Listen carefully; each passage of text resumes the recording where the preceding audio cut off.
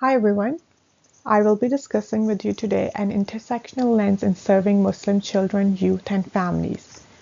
This PowerPoint will provide a comprehensive guide for practitioners, caseworker, and program leaders at MCAS. The workshop goals are to define intersectionality, to address the discrimination, explore identity connections, adopt respectful approaches, and to utilize a strength-based practice. This is the agenda for this workshop.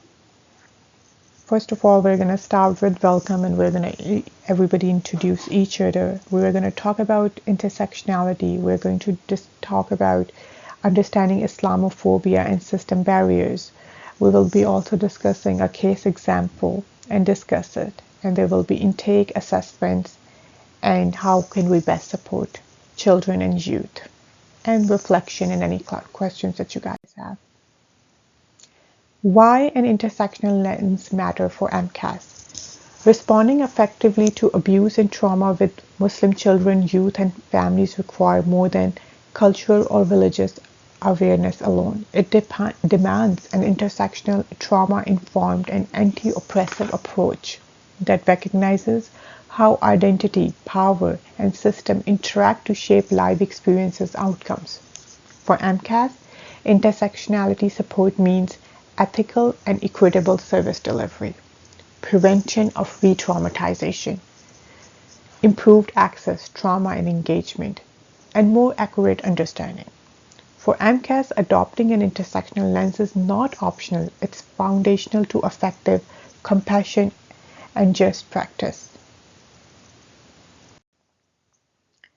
What is intersectionality? Intersectionality refers to the interconnected nature of social identities such as religion, race, gender, class, immigration status, language, and ability.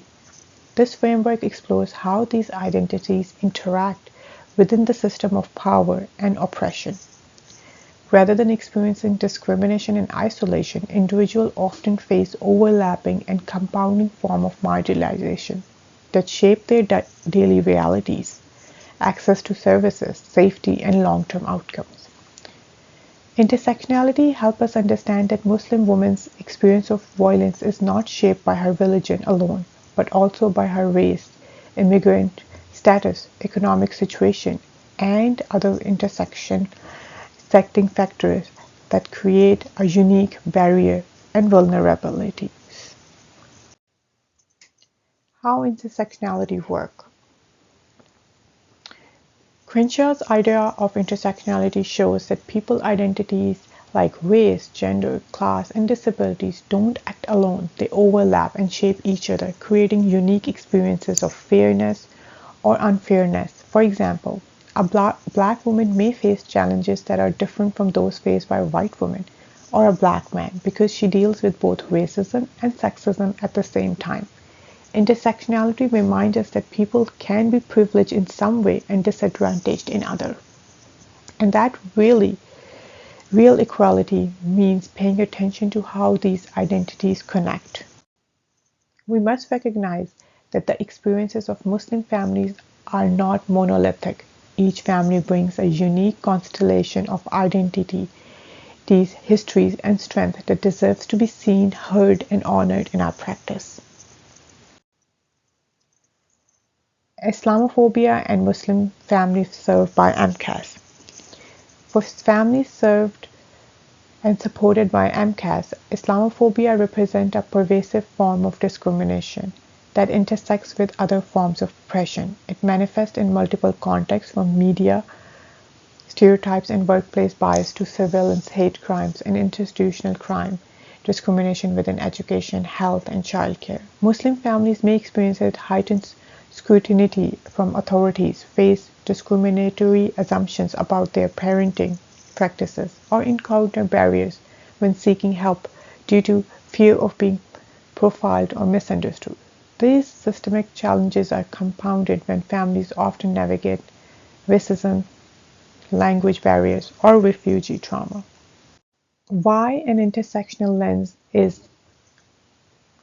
is essential to MCAS work. An intersectional lens is essential to MCAS work because it recognizes Islamophobia as a systemic issue rather than merely an individual bias. Muslim children and youth may experience overlapping forms of oppression based on religion, race, immigrant status, gender, which together influences their access to safety and justice.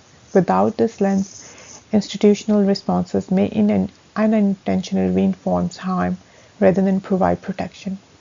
Well-meaning can still harm. Interventions become a source of further trauma when they fail to account for complex family realities.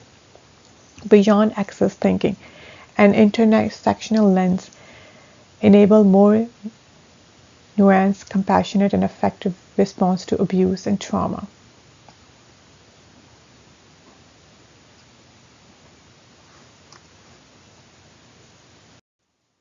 Practice examples of an MCAS client. Consider a newly arrived Muslim refugee mother seeking support after experiencing domestic violence.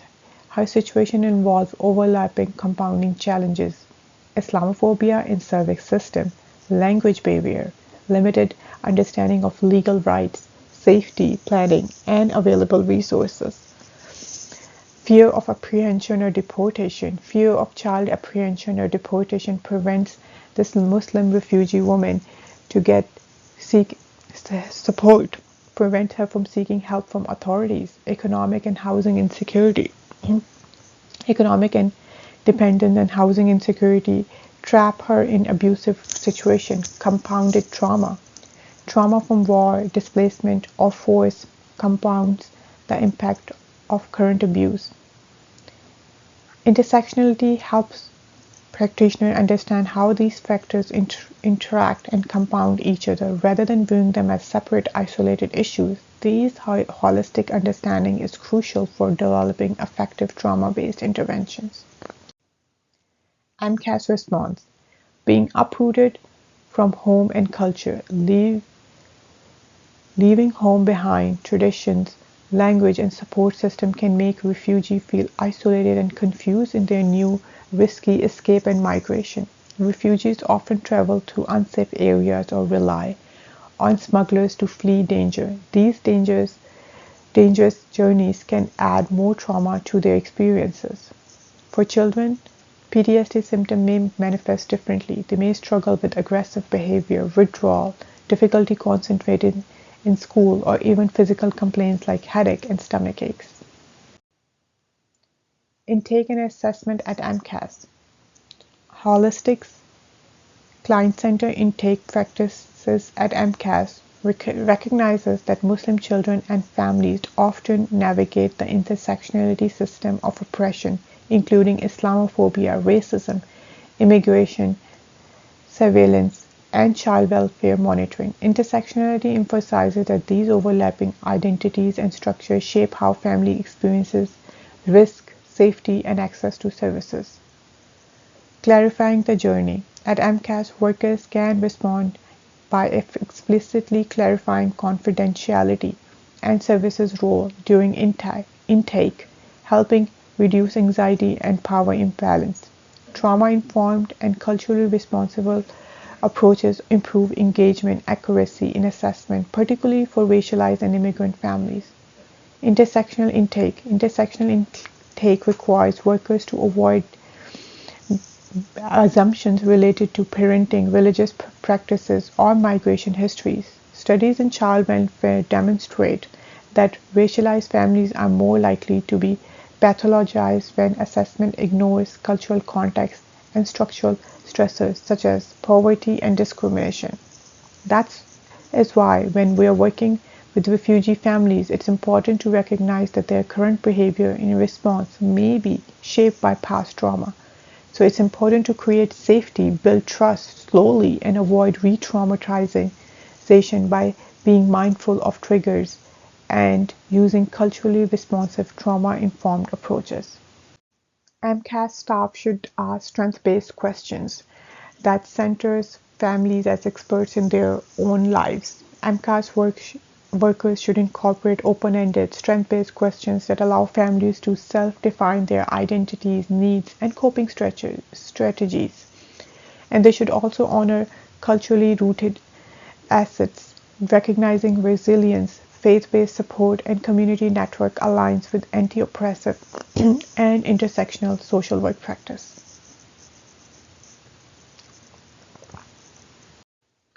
So working with youth and children is very important, and MCAS response needs to be taking in consideration the needs of child and youth, and we need to advocate against Islamophobia in schools and children's serving system. We need to recognize identity-based stressors as legitimate safety concerns.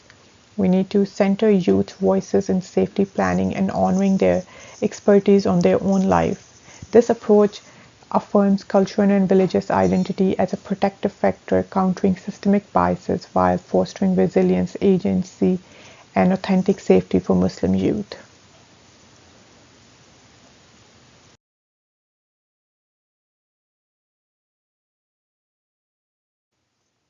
Some of the key takeaways are interconnected oppression, recognizing that systems of oppression are linked, not isolated. Culturally responsive care, building trust through trauma-informed and culturally sensitive approaches. Empower youth, prioritizing youth perspective in safety planning discussion. Complex challenges, addressing overlapping Islamophobia, racism, and socioeconomic stresses. Holistic and transparent intake, ensuring comprehensive, strength-based, and confidential intake process. Equitable outcomes, anti-oppressive practices lead to fair and improved service results. Conclusion: using an intersectional lens helps MCAS to provide fair and respectful services, build trust, systemic change, family strength, and harm reduction. And these are the references for this PowerPoint. Thank you everybody for listening to me. And if there are any questions, please let me know.